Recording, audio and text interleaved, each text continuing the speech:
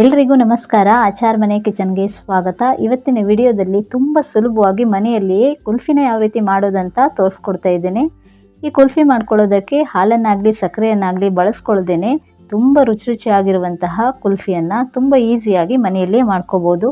ಈ ಬೇಸಿಗೆಗೆ ಹೊರಗಡೆ ಹೋಗಿ ದುಡ್ಡು ಕೊಟ್ಟು ಕುಲ್ಫಿನ ಅಥವಾ ಐಸ್ ಕ್ರೀಮನ್ನು ತಿನ್ನೋದಕ್ಕಿಂತ ಮನೆಯಲ್ಲಿ ಈ ರೀತಿ ಒಂದು ಕುಲ್ಫಿಯನ್ನು ರೆಡಿ ಮಾಡಿಕೊಂಡ್ರೆ ತುಂಬ ಚೆನ್ನಾಗಿರ್ತದೆ. ಬನ್ನಿ ಹಾಗಾದರೆ ಈ ಕುಲ್ಫಿ ಮಾಡ್ಕೊಳ್ಳೋದು ಹೇಗೆ ಅಂತ ನೋಡೋಣ. ಈ ಕುಲ್ಫಿ ಮಾಡ್ಕೊಳ್ಳೋದಕ್ಕೆ ನಾನು ಗ್ಯಾಸ್ ಮೇಲೆ ಒಂದು ಕಡಾಯಿ ಇಟ್ಕೊಂಡು ಅದಕ್ಕೆ ನಾನು 1 ಲೀಟ್ರ್ ಆಗುವಷ್ಟು ನೀರನ್ನು ಸೇರಿಸ್ಕೊಳ್ತಾ ಇದ್ದೇನೆ. ನಾನು ಈ ಕುಲ್ಫಿ ಮಾಡ್ಕೊಳ್ಳೋದಕ್ಕೆ ಹಾಲನ್ನು ಬಳಸ್ಕೊಳ್ತಿಲ್ಲ, ಹಾಗಾಗಿ ಇವಾಗ ನೀರನ್ನು ಚೆನ್ನಾಗಿ ಕಾಯೋದಕ್ಕೆ ಬಿಡಬೇಕು. ನೀರು ಚೆನ್ನಾಗಿ ಕಾದ್ಮೇಲೆ ಅದಕ್ಕೆ 2 ಕಪ್ ಆಗುವಷ್ಟು ಮಿಲ್ಕ್ ಪೌಡ್ರನ್ನು, ಹಾಲಿನ ಪುಡಿಯನ್ನು ಸೇರಿಸ್ಕೊಳ್ತಾ ಇದ್ದೇನೆ. ನೀವು ನಿಮ್ಗೆ ಇಷ್ಟವಾದಂಥ ಯಾವುದೇ ಬ್ರ್ಯಾಂಡಿನ ಹಾಲು ಪೌಡ್ರನ್ನು ಸೇರಿಸ್ಕೋಬೋದು. ಅಂಗನವಾಡಿಯಲ್ಲೆಲ್ಲ ಸಿಗುವಂಥ ಹಾಲು ಪೌಡ್ರನ್ನು ಕೂಡ ಸೇರಿಸ್ಕೊಂಡು ಮಾಡ್ಕೋಬೋದು, ತುಂಬ ಚೆನ್ನಾಗಿ ಬರ್ತದೆ. ಈ ಹಾಲು ಪೌಡ್ರನ್ನು ನೀರು ಚೆನ್ನಾಗಿ ಕುದ್ದ ಮೇಲೆ ಸೇರಿಸ್ಕೊಳ್ಳಿ. ತಣ್ಣದ ನೀರಲ್ಲಿ ಈ ಹಾಲು ಪೌಡ್ರನ್ನು ಸೇರಿಸ್ಕೊಂಡ್ರೆ ಉಂಡೆ ಉಂಡೆ ಆಗ್ತದೆ, ಹಾಗಾಗಿ ನೀರು ಚೆನ್ನಾಗಿ ಕಾದ್ಮೇಲೆ ಈ ಹಾಲು ಪೌಡ್ರನ್ನು ಸೇರಿಸ್ಕೊಂಡು ಈ ರೀತಿ ಚೆನ್ನಾಗಿ ಮಿಕ್ಸ್ ಮಾಡಿಕೊಂಡು ಗ್ಯಾಸನ್ನು ಮಧ್ಯಮ ಉರಿಯಲ್ಲಿ ಇಟ್ಕೊಂಡ್ಬಿಟ್ಟು ಇದನ್ನು ಕುದಿಸ್ಕೋಬೇಕು. ಕೆಲವೊಂದು ಸಲ ಮನೆಯಲ್ಲಿ ಐಸ್ ಕ್ರೀಮ್ ಆಗಲಿ ಅಥವಾ ಕುಲ್ಫಿ ಆಗಲಿ ಮಾಡ್ಕೋಬೇಕು ಅನ್ಕೋತಿರ್ತೀವಿ, ಆವಾಗ ಹಾಲಿಲ್ಲ ಅಂತಂದ್ರೂ ಚಿಂತೆ ಇಲ್ಲ. ಈ ಹಾಲು ಪೌಡ್ರಿಂದನೇ ತುಂಬ ಚೆನ್ನಾಗಿರುವಂತಹ ಮಲಾಯಿ ಕುಲ್ಫಿಯನ್ನು ಈಸಿಯಾಗಿ ಮನೆಯಲ್ಲಿಯೇ ರೆಡಿ ಮಾಡ್ಕೋಬೋದು. ನೋಡಿ, ಇವಾಗ ಹಾಲು ಚೆನ್ನಾಗಿ ಕಾಯ್ತಾ ಇದೆ. ಈ ರೀತಿ ಚೆನ್ನಾಗಿ ಹಾಲು ಉಕ್ಕಿ ಮೇಲೆ ಬಂದ ತಕ್ಷಣ ಅದನ್ನು ಗ್ಯಾಸನ್ನು ಸಣ್ಣ ಉರಿಯಲ್ಲಿ ಇಟ್ಕೊಂಡ್ಬಿಟ್ಟು ನಾನಿಲ್ಲಿ ಇದಕ್ಕೆ 3 ಸ್ಪೂನ್ ಆಗುವಷ್ಟು ಬಾದಾಮ್ ಪೌಡ್ರನ್ನು ಸೇರಿಸ್ಕೊಳ್ತಾ ಇದ್ದೇನೆ. ಈ ಬಾದಾಮ್ ಪೌಡ್ರನ್ನು ಸೇರಿಸ್ಕೊಳ್ಳೋದ್ರಿಂದ ಕುಲ್ಫಿಗೆ ಒಳ್ಳೆ ಟೇಸ್ಟು ಕೊಡ್ತದೆ. ಅದೇ ರೀತಿ ಬಾದಾಮ್ ಪೌಡ್ರಲ್ಲಿ ಒಂದು ಸ್ವಲ್ಪ ಕಲರು, ಅದೇ ರೀತಿ ಏಲಕ್ಕಿ ಪೌಡ್ರು ಮಿಕ್ಸ್ ಆಗಿರೋದ್ರಿಂದ ನಾನು ಈ ಬಾದಾಮ್ ಪೌಡ್ರನ್ನು ಸೇರಿಸ್ಕೊಂಡಿದ್ದೇನೆ. ನಾನಿಲ್ಲಿ ಇದಕ್ಕೆ ವೆನಿಲಾ ಎಸೆನ್ಸನ್ನು ಸೇರಿಸ್ಕೊಳ್ತಾ ಇಲ್ಲ.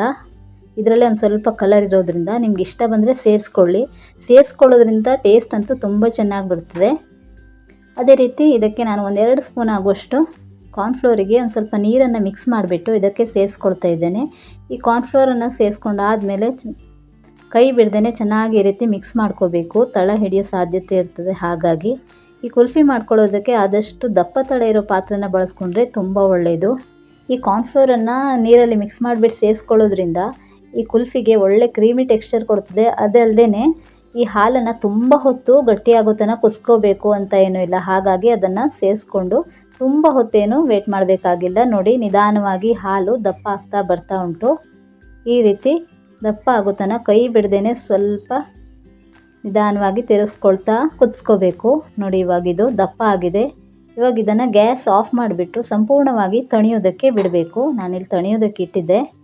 ನೋಡಿ, ಈ ಹಾಲು ಚೆನ್ನಾಗಿ ತಣಿದ್ಬಿಟ್ಟು ಮೇಲೆಲ್ಲ ಕೆನೆಗಟ್ಟಿದೆ, ನೋಡ್ತಾ ಇರ್ಬೋದು ನೀವು. ಈ ಕೆನೆಯನ್ನೇ ಎಸೆಯೋದಕ್ಕೆ ಹೋಗಬಾರ್ದು. ಇದ್ರ ಜೊತೆಗೇ ಚೆನ್ನಾಗಿ ಈ ರೀತಿ ಮಿಕ್ಸ್ ಮಾಡ್ಕೋಬೇಕು. ಈ ರೀತಿ ಒಂದು ಸಲ ಮನೇಲಿ ನೀವು ಕುಲ್ಫಿನ ಟ್ರೈ ಮಾಡಿ ನೋಡಿ. ತುಂಬಾ ಚೆನ್ನಾಗಿ ಬರ್ತದೆ. ಟೇಸ್ಟ್ ಅಂತೂ ಅಲ್ಟಿಮೇಟ್ ಅಂತಲೇ ಹೇಳ್ಬೋದು. ಇವಾಗ ನೋಡಿ, ಇದನ್ನು ಮಿಕ್ಸಿಗೆ ಸೇರಿಸ್ಕೊಳ್ತಾ ಇದ್ದೇನೆ.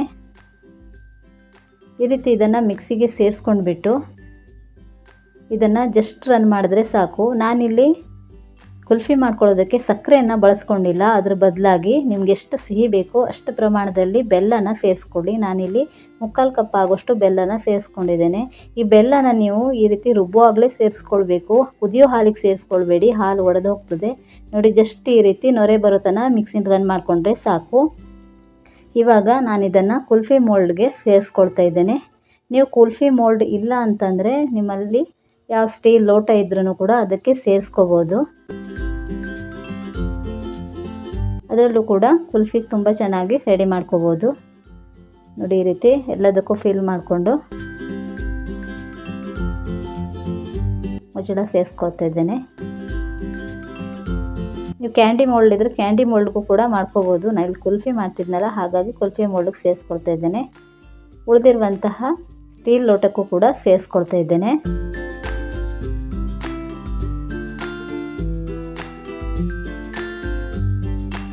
ಅದೇ ರೀತಿ ಇದೇ ಕುಲ್ಫಿ ಬ್ಯಾಟ್ರಲ್ಲಿ ಐಸ್ ಕ್ರೀಮ್ ಕೂಡ ಸೆಟ್ ಮಾಡ್ಕೋಬೋದು ನೀವು. ಹಾಗಾಗಿ ನಾನೊಂದು ಪ್ಲಾಸ್ಟಿಕ್ ಬಾಕ್ಸಿಗೆ ಉಳಿದಿರುವಂತಹ ಬ್ಯಾಟರನ್ನು ಸೇರಿಸ್ಕೊಂಡು ಐಸ್ ಕ್ರೀಮನ್ನು ಕೂಡ ಸೆಟ್ ಮಾಡ್ಕೊಳ್ತಾ ಇದ್ದೇನೆ.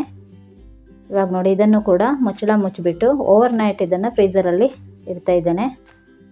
ಮಾರನೇ ದಿನ ನೋಡಿ ಕುಲ್ಫಿ ರೆಡಿ ಆಯ್ತು. ಇವಾಗ ಇದನ್ನೊಂದು ಸ್ವಲ್ಪ ನೀರಲ್ಲಿ ಅದ್ಬಿಟ್ಟು ಡಿಮೋಲ್ಡ್ ಮಾಡ್ಬೋದು.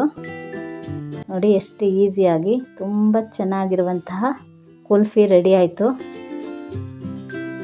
ನೋಡಿದ್ರಲ್ಲ ಎಷ್ಟು ಈಸಿಯಾಗಿ ಕುಲ್ಫಿನ ಮನೆಯಲ್ಲೇ ಮಾಡ್ಕೋಬೋದು ಅಂತ. ನೀವು ಕೂಡ ಈ ಮೆಥಡಲ್ಲಿ ಕುಲ್ಫಿನ ಮನೇಲಿ ಒಮ್ಮೆ ಟ್ರೈ ಮಾಡಿ. ತುಂಬ ಅಂದರೆ ತುಂಬಾ ಚೆನ್ನಾಗಿ ಬರ್ತದೆ.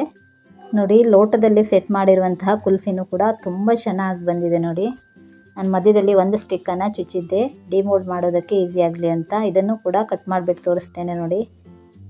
ತುಂಬ ಅಂತಂದರೆ ತುಂಬಾ ಚೆನ್ನಾಗಿ ಬರ್ತದೆ. ನೀವು ಖಂಡಿತ ಮನೆಯಲ್ಲಿ ಈ ರೀತಿ ಒಮ್ಮೆ ಕುಲ್ಫಿನ ಟ್ರೈ ಮಾಡಿ. ಸಾಮಾನ್ಯವಾಗಿ ಹಾಲು ಪೌಡ್ರ್ ಎಲ್ಲರ ಮನೇಲೂ ಇದ್ದೇ ಇರ್ತದೆ.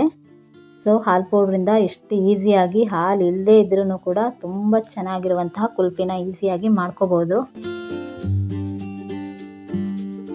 ನೋಡಿದ್ರಲ್ಲ ಕುಲ್ಫಿ ಎಷ್ಟು ಚೆನ್ನಾಗಿ ರೆಡಿ ಆಯಿತು ಅಂತ. ಮನೇಲಿ ಒಮ್ಮೆ ಖಂಡಿತ ನೀವು ಈ ಮೆಥಡಲ್ಲಿ ಕುಲ್ಫಿಯನ್ನು ಟ್ರೈ ಮಾಡಿ.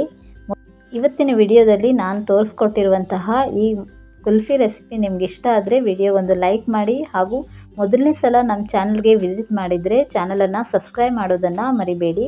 ಅದೇ ರೀತಿ ಹೆಚ್ಚೆಚ್ಚು ನಿಮ್ಮ ಫ್ಯಾಮಿಲಿ ಫ್ರೆಂಡ್ಸ್ ಜೊತೆಗೆ ಶೇರ್ ಮಾಡಿ. ಪಕ್ಕದಲ್ಲಿರುವಂತಹ ಬೆಲ್ ಐಕನನ್ನು ಪ್ರೆಸ್ ಮಾಡಿ. ಇದರಿಂದ ನಾವು ಅಪ್ಲೋಡ್ ಮಾಡುವಂಥ ಎಲ್ಲ ವಿಡಿಯೋಗಳ ನೋಟಿಫಿಕೇಷನ್ ನಿಮ್ಗೆ ಬರೋದ್ರಿಂದ ಎಲ್ಲರಿಗಿಂತನೂ ಮೊದಲೇ ನಮ್ಮ ವಿಡಿಯೋಗಳನ್ನು ನೀವು ನೋಡ್ಬೋದು. Thank you for watching.